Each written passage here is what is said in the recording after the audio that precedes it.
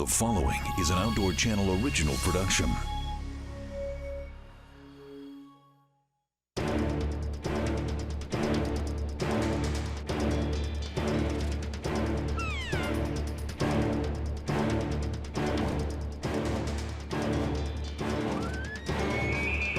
And then, next thing I know, they were everywhere.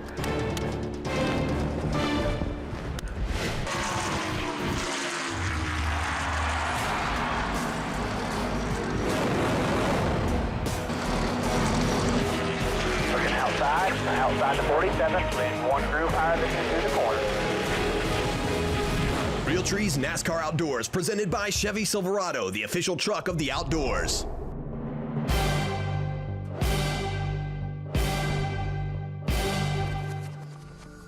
Hey, I'm Chris Williams, Motorsports Authentics.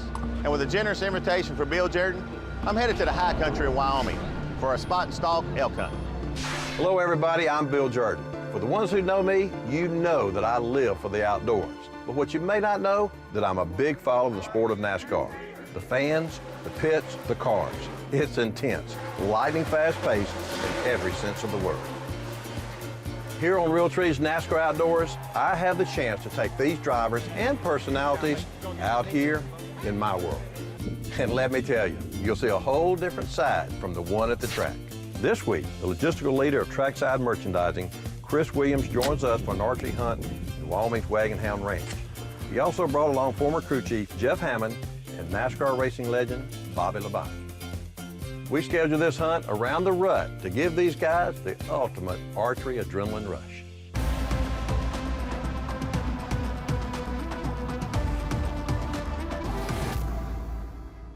You know, one of the things that was intriguing going on a bow hunt instead of a rifle, you know, first you're excited that you're going to be able to harvest an animal or try to harvest an animal with a bow, and you know, the range, what your range could be at practice, you know, before getting here.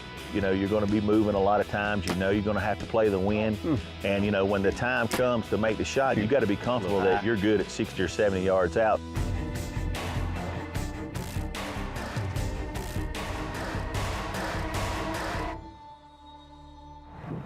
Sun's coming up, wind's blowing 102, and the guide has got a great plan for us, right? I hope so. I see you're well organized again. No, he had this herd last night. Watched him feed out, try and get above them this morning. Hope our wind stays good. Get above them and have them Stays come at on 100? back. That may help. All right, let's go Get her try it done. anyway. We come in here and seen quite a few elk out in the fields and was going to ease up into these mountains, and first come in and heard them.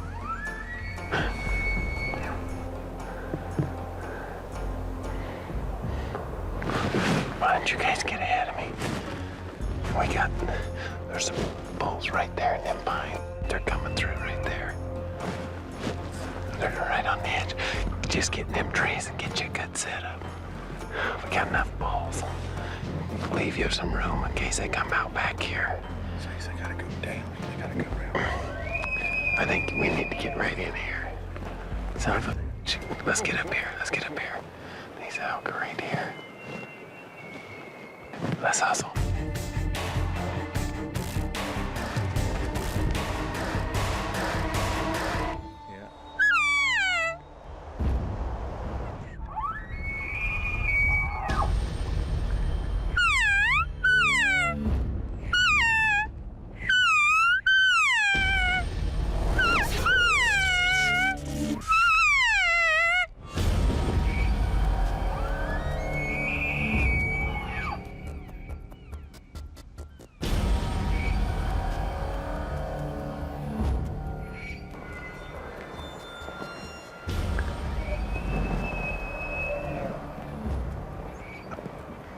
Little small bull coming in about 10, 12 yards, but just too small. And then, next thing I know, we was being trampled. Another group of bigger bulls sends Chris scrambling, but will the rugged Wyoming landscape allow for a shot with an archery range? The action is just heating up on Realtree's NASCAR Outdoors.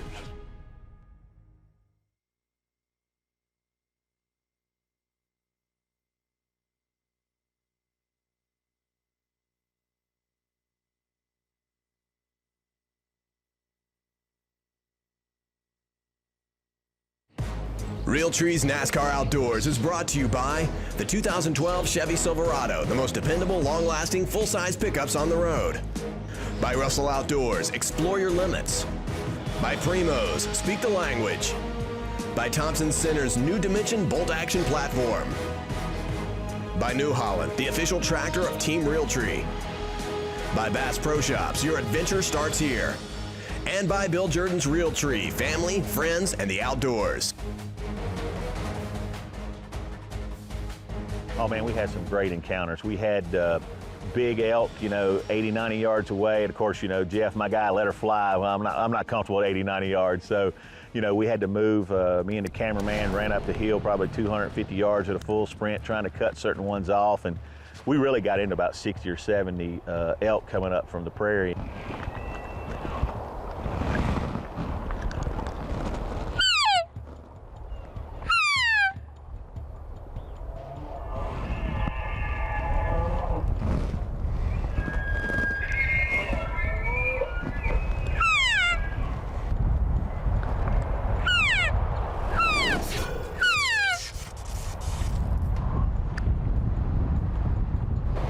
Big bull.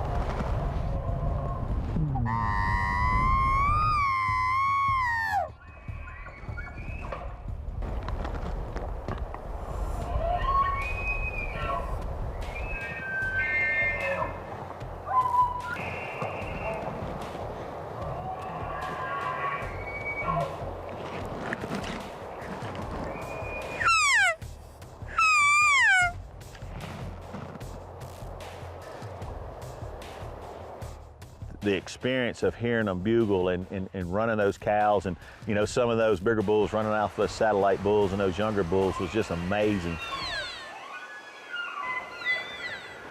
Closest one I had range was 62 yards, but it never stopped. Gave me a full draw, which first time hunting, that's probably a little bit of chance.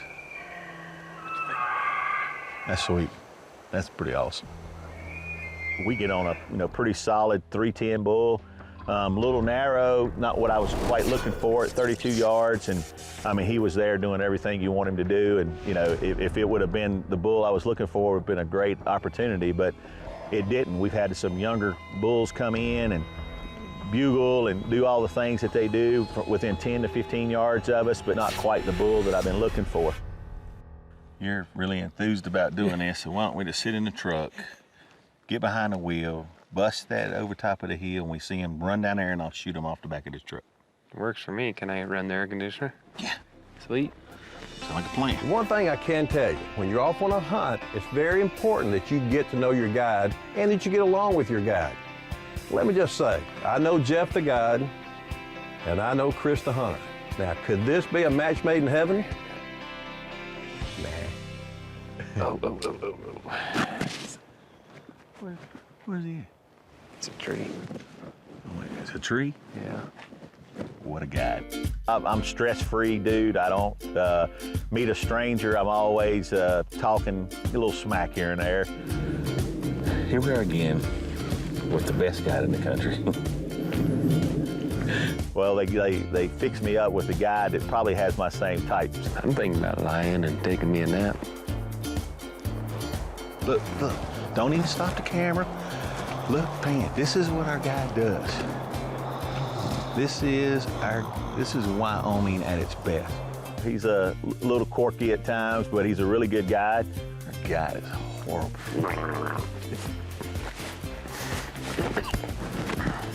You gonna just stand in the way, or you gonna go? No, we got along great. Do a lot of kidding and dish out as much as each other can take. Whatever you want to do. I say we go to take a picnic. Whatever you want to do, buddy. Why didn't you shoot him?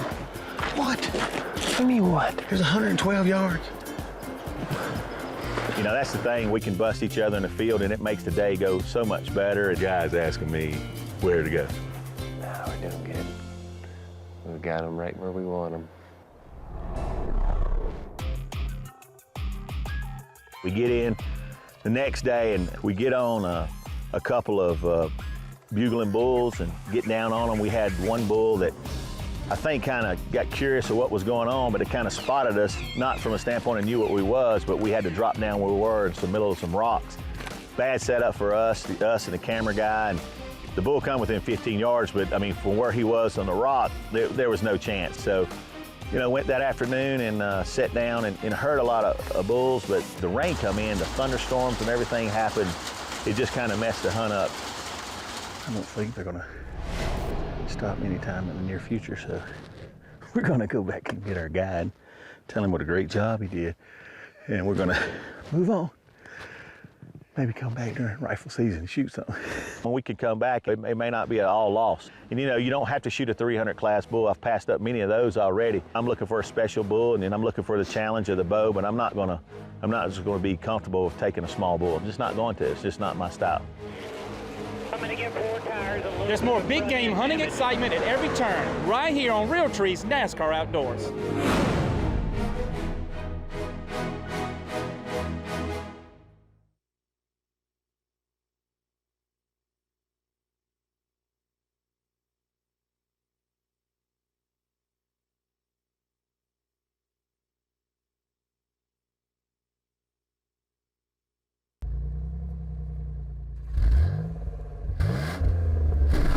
Attempting to create NASCAR's first African-American star, Charlotte Motor Speedway owner Humpy Wheeler employed William T. Ribbs Jr., but after Willie T. led police on a high-speed chase, Wheeler was left with a new car and no driver.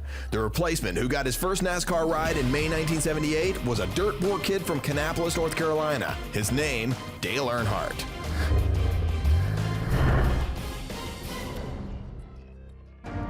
I knew Dale Earnhardt Sr. well, and I can honestly tell you he was a man of truth, loyalty, and integrity. And back in 1988, he changed a young man's life forever.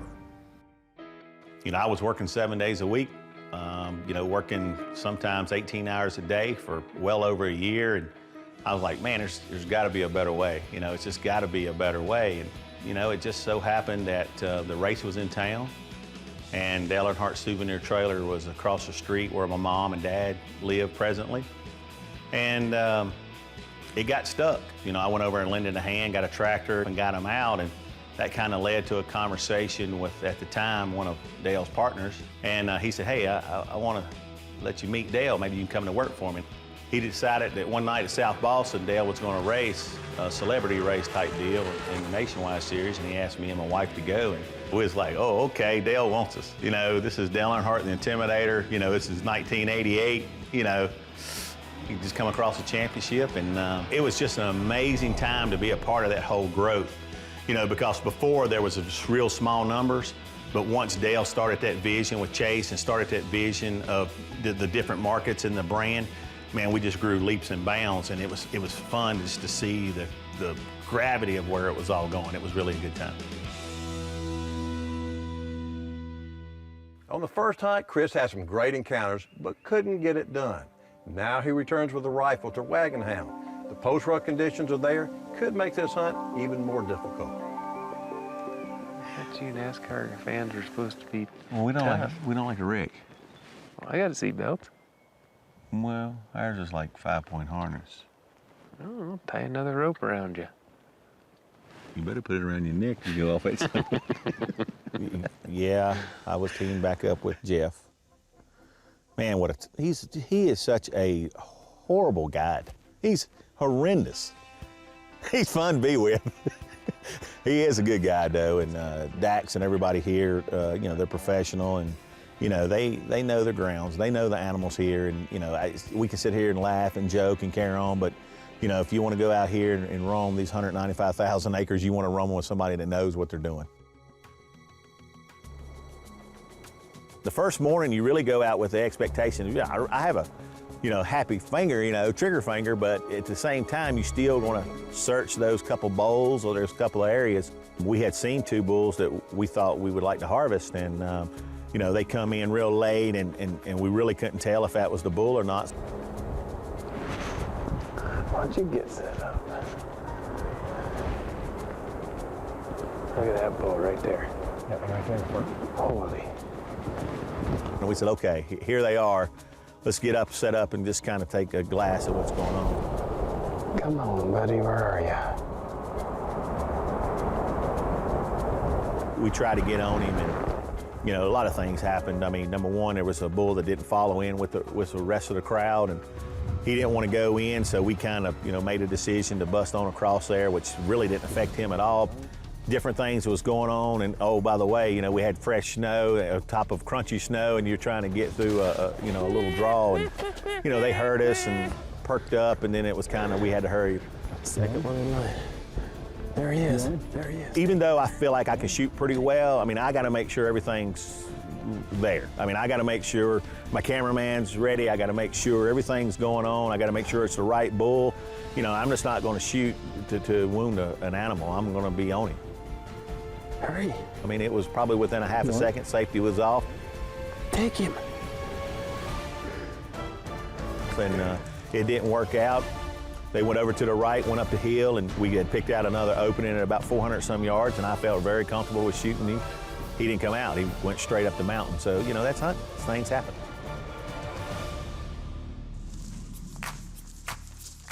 It's just unbelievable. The hospitality here is great. You know, the cooks, everybody that's here, the guides, you know, the professionalism, you know, the ranch hands, everybody here is looking for you to, you know, enjoy your stay, and also to make sure you have, you know, a great hunt set forth in front of you. I can kill them some more if you guys want a little more done. You still my steak sauce? Yes, sir.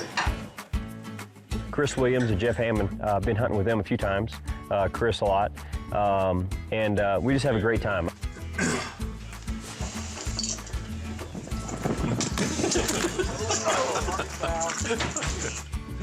You know, with Chris out there, I mean, obviously, knowing he had a camera, there's no way I was going to shut him up. Sorry. Just go ahead. The 13 or 14 guys that we got hunting in the NASCAR group, it's the most unbelievable guys there is. A lot of people don't know that they even know how to shoot, or they're outdoorsmen, and sharing camp with them is, there's a competitive side to everything that you do. If anybody out there is just doing it just to be along for the ride, you're wrong. It's still a competition. Well, we didn't have enough of a run. Well, Chris mouthing off with the camera in his hand, I can say this safely, that's a recipe for disaster. So unfortunately, I was the culprit of it, and we had a lot of fun. I'm telling you, man. Just like this.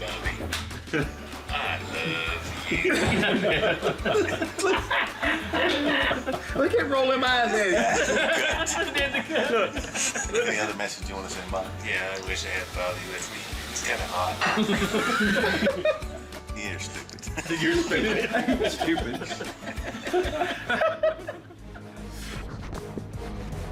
Coming up, it's down to the wire on Chris's second and final elk hunt of the season. As we've been there before, there are no guarantees. He's up. When Realtree's NASCAR Outdoors continues.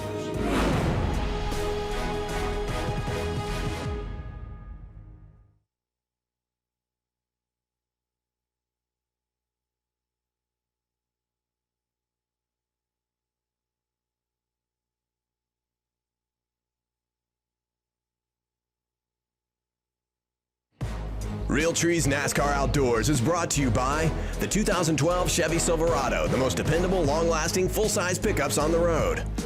By Russell Outdoors, explore your limits. By Primos, speak the language. By Thompson Center's New Dimension bolt-action platform.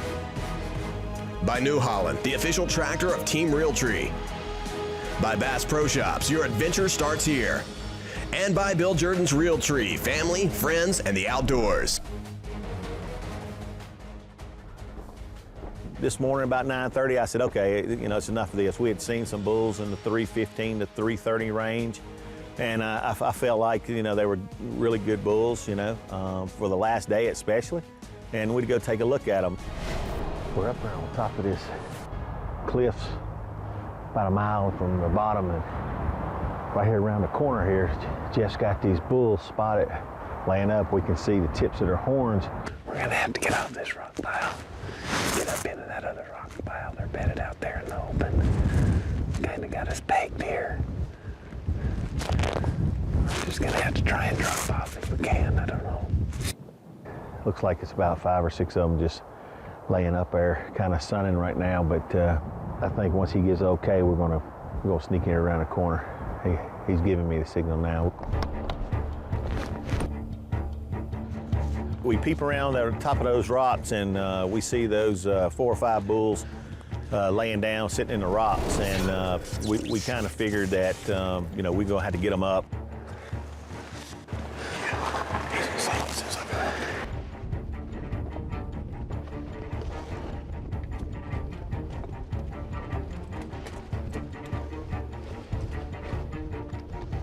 We figured that the one on the left, you know, looked to be one of the better bulls of the bunch, and Jeff made a couple of calls after we got set up. Got him, one of them standing up, noticing what was going on, which that perked the interest of the other elk.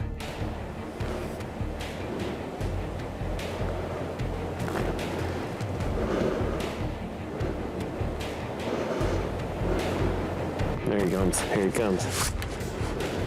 Oh. You ready? I'm ready. You're ready. Found him. Right shoulder.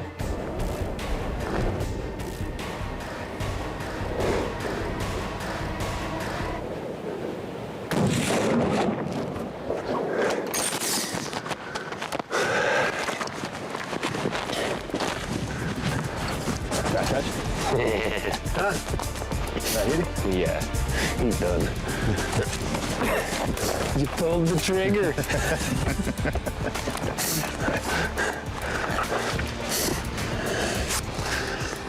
I guess we got her done. Pretty close to the other one, but I knew I had plenty of room to take the shot. So harvested a really nice elk in Wyoming. Really happy about that. Third day at Wagon Hound, Wyoming elk hunt. Jeff, our guy here at Wagon Hound, put us on a lot of bulls. We definitely want to take one of these great animals, and I'm glad I got an opportunity to shoot one here. We sealed the deal. Let's zig. Okay. You know what's the way that is? This direction or that again? Left. I don't know what the wind's doing. Let's check it. I need to be the guide, and he needs to shoot. I'm game. Left or right? Do you know which one it is? Right or left? Normally me and you've been on the opposite page. Now we're not even the same book. That's how I like it.